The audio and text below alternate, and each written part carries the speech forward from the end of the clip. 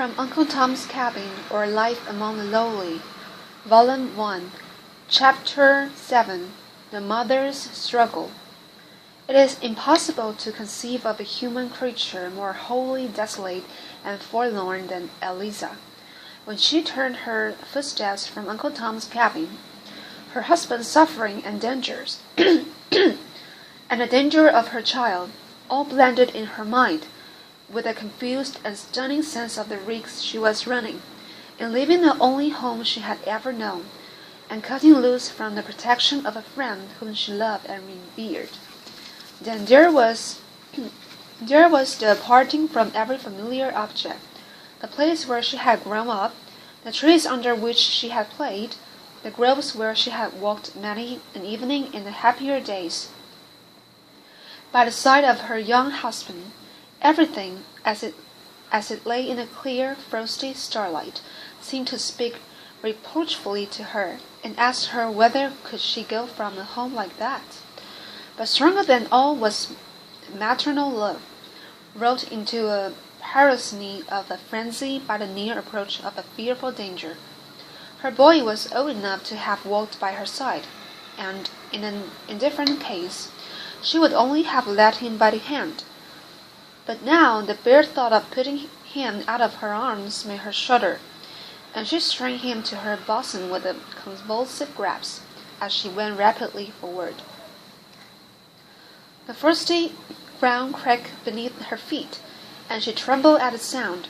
Every quaking leaf and fluttering shadow sent the blood backward to her heart and quickened her footsteps. She wondered within herself at the strain that seemed to become upon her, for she felt the weight of her boy as if it had been a feather, and every flutter of fear seemed to increase the supernatural power that bore her on, while from her pale lips burst forth, in frequent ejaculations, the prayer to a friend above, "Lord, help! Lord, save me! If it were your Harry, mother, or your Willie that were going to be torn from you by a brutal traitor, tomorrow morning, if you had seen the man and heard that the papers were signed and delivered, and you had only from 12 o'clock till morning to make good your escape, how fast could you walk? How many miles could you make in those few brief hours? With the darling at your bosom, the little sleepy head on your shoulder, the small soft arms trustingly holding on to your neck. For the child slept at first. The novelty and alarm kept him waking, but his mother so hurriedly repressed every breath or sound, and so assured him that if he were only still she would certainly save him. Then he clung quietly round her neck, only asking, as he found himself sinking to sleep, "Mother, I don't need to keep awake, do I?" "No, my darling. Sleep if you want to. But, Mother, if I do get asleep, you won't let him get me." "No, so may God help me," said his mother, with a paler cheek and a brighter light in her large dark eyes. "You are sure, aren't you, Mother?" "Yes, sure," said the mother, in a voice that startled herself, for it seemed to her to come from a spirit within that was no part of her. And the boy dropped his little weary head on her shoulder, and was soon asleep. How the touch of those warm arms, the gentle breathing that came in her neck, seemed to add fire and spirit to her movements. It seemed to her as if strength poured into her in electric streams, from every gentle touch and movement of the sleeping, confiding child, sublime in the dominance of the mind over the body, that for a time can make flesh and nerve impregnable, and string the sinews like steel, so that the weak become so mighty. The boundary of the farm, the grove, the woodlots passed by her dizzily, as she walked on, and still she went, leaving one familiar object after another, slacking not, pausing not, till abandoning daylight from her many a long mile from all traces of any familiar objects upon the open highway. She she had often been with her mistress to visit some connection is the little village of T, not far from the Ohio River, and knew the road well. To go thither, to escape across the Ohio River, were the first hurried outlines of her plan of escape. Beyond that, she could only hope in God. When horses and vehicles began to move along the highway, with that alert perception peculiar to a state of excitement, and which seems to be a sort of inspiration, she became aware that her headlong pace and distracted air might bring on her remark and suspicion. She therefore put the boy on the ground, and, adjusting her dress and bonnet, she walked on at as rapid a pace as she thought consistent with the preservation of appearance. In her little bundle she had provided a store of cakes and apples, which she used as expedient for quickening the speed of the child, rolling the apple some yards before them, when the boy would run with all his might after it. And this ruse, often repeated, carried them over many a half-mile. After a while, they came to a thick path of woodland, through which murmured a clear brook. As the child complained of hunger and thirst, she climbed over the fence with him, and sitting down behind a large rock which concealed them from the road, she gave him the breakfast out of her little package. The boy wondered and grieved that she would not eat. And when, putting his arms around her neck, he tried to wedge some of his cake into her mouth, it seemed to her that the rising in her throat would choke her. No, Harry darling, Mother can't eat till you are safe. We must go on, till we come to the river. And she hurried again into the road, and again constrained herself to walk regularly and composed forward. She was many miles past any neighborhood where she was personally known. If she should chance to meet any who knew her, she reflected that the well-known kindness of the family would be of itself a blind to suspicion, as making it an unlikely suspicion that she would be a fugitive. As she was also so white as not to be known as of colored lineage, without critical survey, and her child was white also, it was much easier for her to pass on unsuspected. On this presumption, she stopped at noon at a neat farmhouse.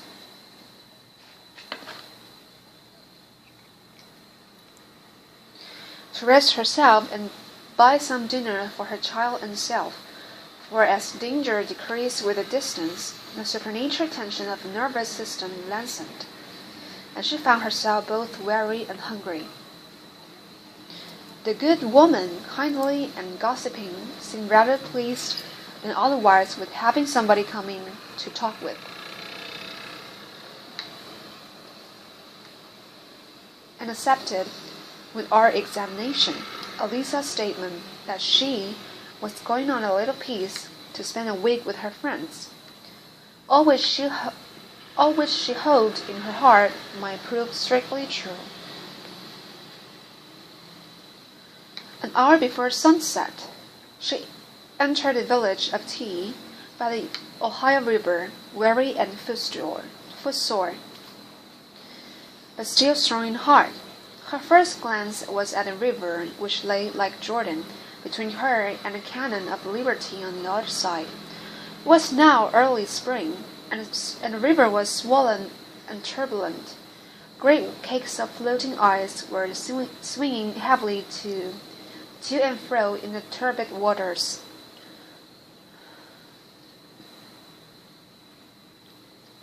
Owing to the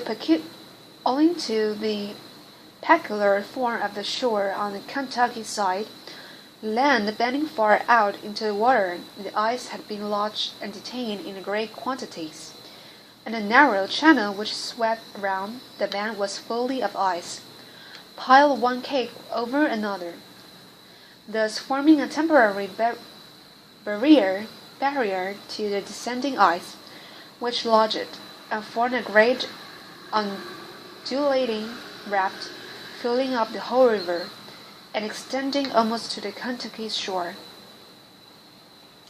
Eliza stood for a moment, contemplating this unfavorable aspect of things, which she was at once must prevent the usual ferry boat from running, and then turned into a small public house on the bank to make a few inquiries.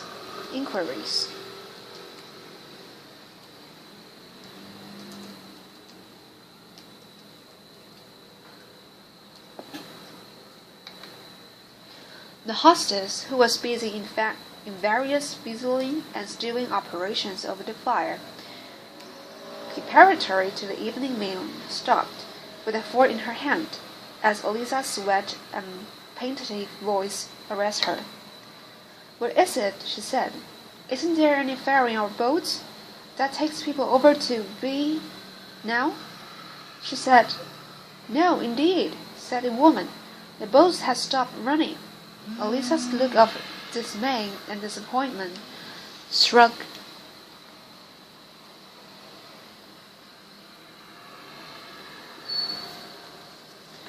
the woman, and she said inquiringly, "Maybe you're wanting to get over? Anybody sick? You seem mighty anxious." "I've got a child that's very dangerous," said Eliza. "I never heard of it till last night, and I've walked quite a piece today, in hopes to get to the ferry." "Well, now, that's unlucky," said the woman, whose mothering sympathies were much aroused. "I'm really concerned for you, Salome," she called.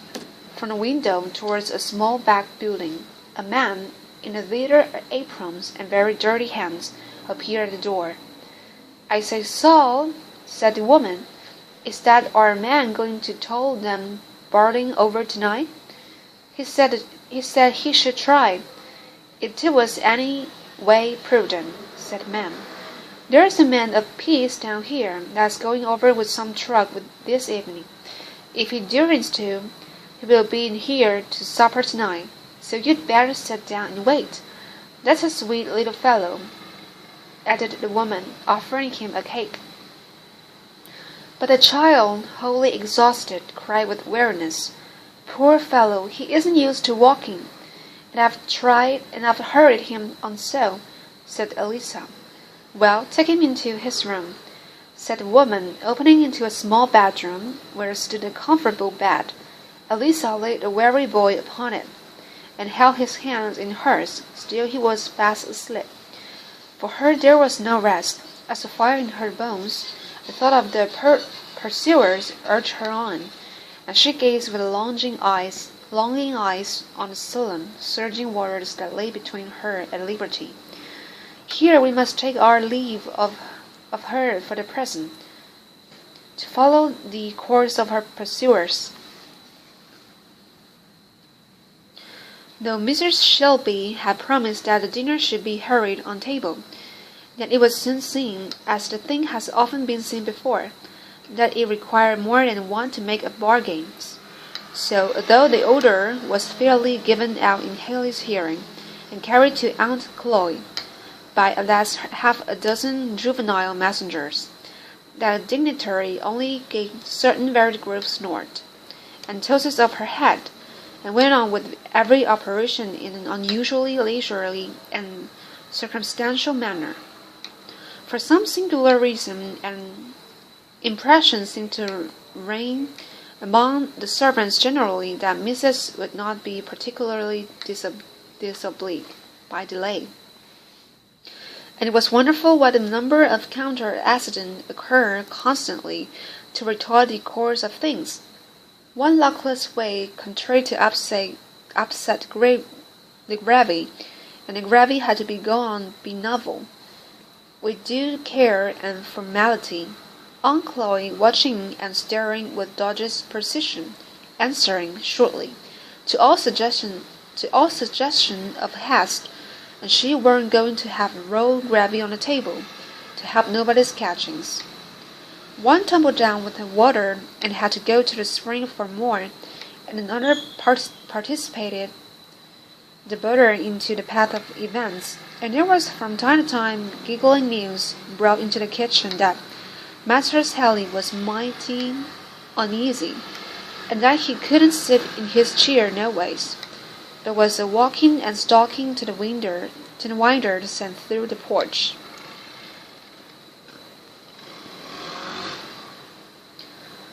"Serves him right," said Aunt Chloe indignantly.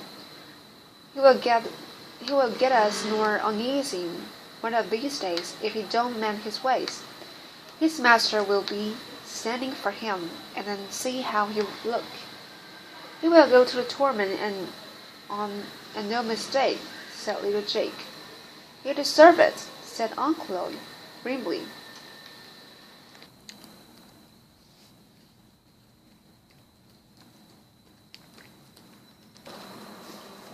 "He's broke a many hearts, I tell you all," she said, stopping with a fork of olive in her hands. "It's like what Master George reads in Revelation. Souls a calling under the altar, and a calling on the Lord for vengeance on sich. And by the Lord he'll hear them, so he will." Aunt Chloe, who was much revered in the kitchen, was listening to with open mouth, and the dinner being now fairly sent in, the whole kitchen was at leisure to gossip with her and to listen to her remarks. "Sick, I'll be burned out forever, and no mistake, won't there?" said Andy. "I'll be glad to see it, I'll be bound," said little Jake. "Chillin'," said a voice that made them all start. It was Uncle Tom, who had come in and stood listening to the conversation at the door. "Chillin'," he said, I'm afear you don't know what you're saying. Forever is a dreadful word. Chillin' is awful to think on. You oughter wish that are to any human creature." We wouldn't to anybody but the soul drivers," said Andy. "Nobody can help wishing it to them. That's so awful wicked." "Don't Nature herself kinder cry out on them," said Aunt Chloe. "Don't they tear their sucking baby right off his mother's breast and sell him? And the little children, as it's crying and holding on by her clothes, don't they pull it off and sell them? Don't they tear wife and husband apart?" said Aunt Chloe, beginning to cry, "when it's just taking the very life on them. And all the while, does they feel one bit? Don't they drink and smoke, and take it uncommon easy? Lord, if the devil don't get them, what's he good for?" And Aunt Chloe covered her face with her check apron, and began to sob in good earnest. "Pray for them that spitefully use you, the good book says Tom. "Pray for them," said Aunt Chloe. "Lord, it's too tough. I can't pray for them." "It's nature, Chloe, and nature's strong," said Tom. "But the Lord's grace is stronger. Besides, you ought to think what an awful state a poor creature's soul's in, that all to them are things. You ought to thank God that you ain't like him, Chloe. I'm sure I'd rather be sold 10,000 times over than to have all that our poor creature got to answer for." "So do I, a heap," said Jake. "Lord, shouldn't we cuss it, Andy?"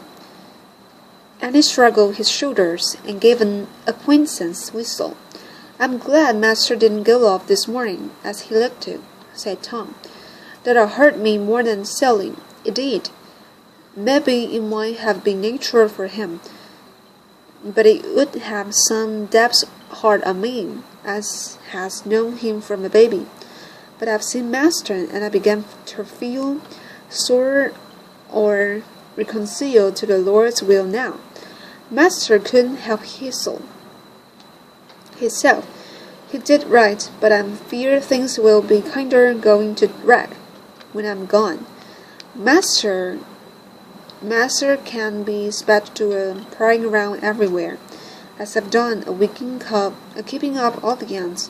The boys all means well, but they're powerful careless. There troubles me."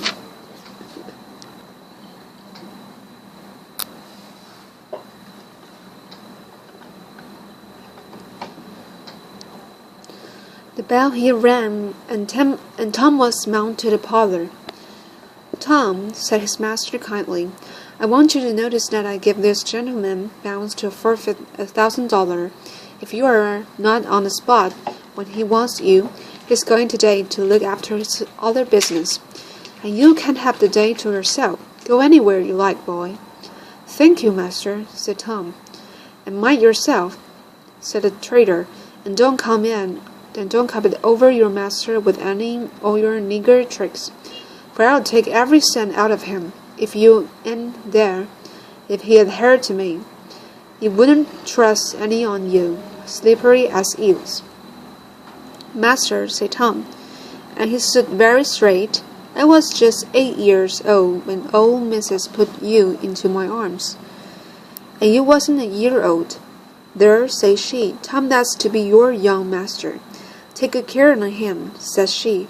"And now I just ask you, master, have I ever broke word to you, or gone contrary to you, especially since I was a Christian?" Mr. Shelby was fairly overcome, and the tears rose to his eyes. "My good boy," said he, "the Lord knows you say, but the truth, and if I was able to help it, all the world shouldn't buy you." "And sure as I am a Christian woman," said Mr. Shelby, "you shall be redeemed as soon as I can. Anyway, bring together means, sir. She says to Helly, take good account of who you sell him to, and let me know." "Lord, yes, for that matter," said the trader. "I may bring him up in the years, not much the worse of fear, and trade him back." "I will trade with you then, and make it for your advantage," said Mr. Shelby. "Of course," said the trader. "All's equal with me. Life's straight and up as down, so I does a good business. All I want is a living, you know, ma'am. That's all any of us wants, I suppose." Mr. and Mrs. Shelby both felt annoyed and degraded by the familiar impudence of the trader, and yet both saw absolute necessity of putting a constraint on their feeling. The more hopelessly sordid and insensible he appeared, the greater became Mr. Shelby's dread of his succeeding in recapturing Eliza and her child, and of course the greater her motive for detaining him by every female artifice. She therefore graciously smiled, assented, chatted familiarly, and did all she would to make time pass imperceptibly. At 2 o'clock, Sam and Andy brought the horse up to the post, apparently greatly refreshed and invigorated by the scramble of the morning. Sam was there new oiled from dinner, with an abundance of zealous and ready officiousness. As Helly approached, he was boasting, in flourishing style, to Andy of the evident and eminent success of the operation, now that he had fairly come to it.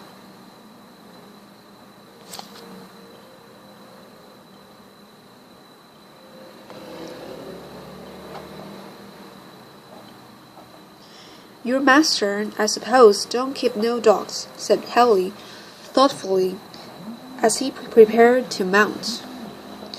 "He's on them," said Sam triumphantly. "There's Bruno, he's a rover, and beside that, both every nigger of us keeps a pet of some nature or other." "Paul," said Helly, and he said something else too, regard to the sad dogs, at which Sam muttered, "I don't see no use cousin on them, no way.